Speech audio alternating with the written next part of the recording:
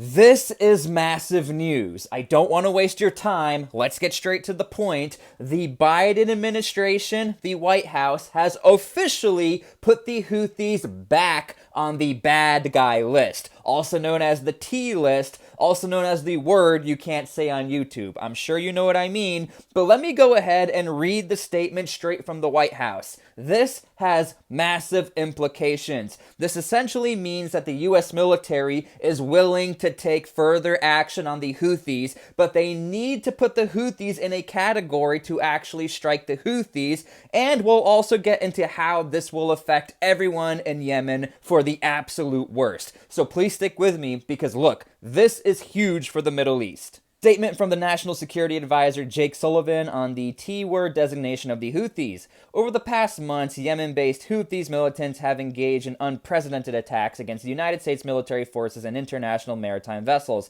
operating in the Red Sea and the Gulf of Aden. These attacks fit the textbook definition of T-words. They have endangered U.S. personnel, civilian mariners, and our partners jeopardized global trade and threatened freedom of navigation. The United States and the international community have been united in our response in condemning these attacks in the strongest terms. Again, everyone knows that they are bad guys, but the issue is this, and even when I'm explaining who the Houthis are to my friends and family, I always have to start with, we know they are T-words, but the U.S. government doesn't identify them as T-words. And by the way, you can actually look this list up publicly on the CIA website. Don't worry, it's a really good asset in my opinion. You can see all the T-word lists and everyone around the world. But again, the Houthis will be added to this list apparently in 30 days for this reason. The designation will take effect 30 days from now to allow us to ensure robust humanitarian carve-outs are in place so our action targets the Houthis and not the people of Yemen.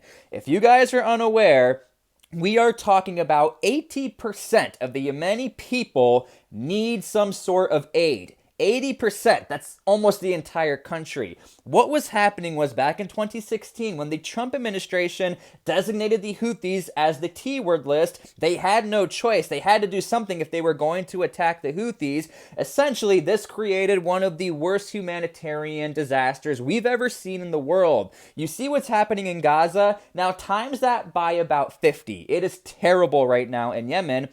And as you can see, even the White House is acknowledging we even need 30 days to make sure that we can somehow formulate a plan to help the people of Yemen. And again, if you are unaware, essentially what happened was as soon as Biden came into power, he took the Houthis off of the bad guy list so that world powers could actually help the people of Yemen. I've used this example before. There are legal actions you need to take where the U.S. military cannot help your country if you are on the T-word list or like you're a junta or you're not an official government. Prime example, if you look at the country of Niger, Africa, right now they don't have a president. They have a junta who took power in Niger, Africa. I did a very long series on this. And essentially because of this, world powers cannot help the country of Niger because they are afraid the junta, they're going to take all the supplies.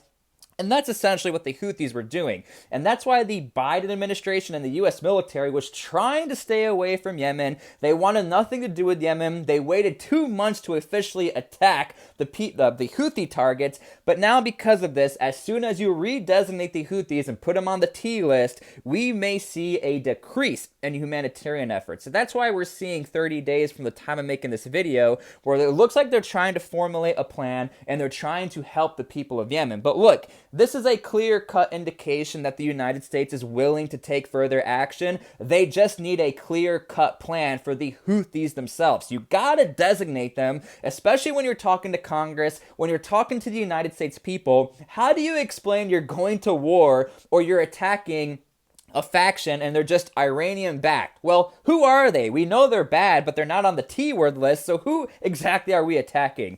This is a very typical plan for the U.S. government to do things like this, to categorize different groups, to add more funding, or to add more supervision to specific missions. Another prime example we could use is that the U.S. government wanted to identify, is still trying to identify the cartel, Mexican cartel, as the T-word list. The reason why they want to do this is so they could add further jurisdiction and more supervisors and more government entities to try going after the cartel. The exact same thing is happening to the Houthis. But again, the biggest backlash I see happening is that the people of Yemen are for sure going to suffer more than they are already suffering. Again, go look up the stats. 80% of people in need of humanitarian aid, and the women and children are mostly suffering in Yemen. There is a lot of evidence that shows that the Houthis are stealing these provisions from the people of Yemen. Now, here's what the other scary part is. It doesn't look like the Houthis are really going to stop what they're doing.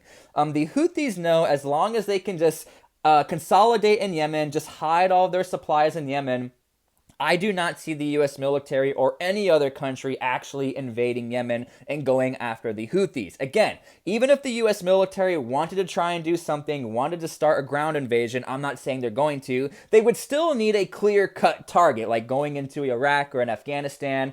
Going into Afghanistan, we knew the Taliban were on the T-word list, and because of this, you had a clear-cut target. Now, this is a situation where the Biden administration had no choice. When you look at the definition of a T-word, again, like you can read in this post from the White House, they are hitting every single mark. Going after civilian vessels, going after their own people, not caring about the well-being of world trade. They could care less, and I'll tell you what, the country of Iran could care less as well.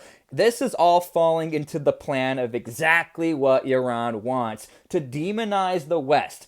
Because Iran knows that as soon as these guys go on the T list, the humanitarian aid is going to stop, and everyone could point fingers at the West for destabilizing Yemen. Look, I know everyone has their faults. The West has their faults, the Middle East has their faults, but in this particular case, again, when you have the worst humanitarian disaster we've ever seen ever, this is a case of like, we have to help these people, but how do we do it? Military action seems to be the only way, but they're fighting against an opponent, they being the U.S. military against the Houthis, who, you know, the Houthis could care less if the U.S. military attacks them or not. At the end of the day, the Houthis want Israel, but the United States is standing in the way. So I don't see how the Biden administration is going to get around actually defeating the Houthis without putting a ground presence on Yemen. The other issue is this. In my opinion, I actually think the Houthi fighters are the best fighters out of all the factions. Maybe not as good as Hezbollah, but the Houthis can blend into their population. They are well funded, and they're really good at what they do. They've managed to really piss off the Saudis. And look, I'm not here praising the Houthis, but they call themselves God's men or God's army. They are a very prideful faction because they know they're good. And they've even managed to go after U.S. naval assets. If you're able to do that and not care, imagine an actual ground fight with people like this. So look, I don't want a war. I don't want any of this. But once you put them on the T list, and the U.S. is saying this, the humanitarian efforts are going to stop. Action is going to take place that's going to increase the violence in the Middle East. So yeah, this is what's happening. I had just recently made a video about this. I apologize, but look, now it actually has happened. So this is rather crazy. I'm not surprised. I'm more disappointed in what's going to happen for the people of Yemen. So again, I will keep you guys updated, but this is the report.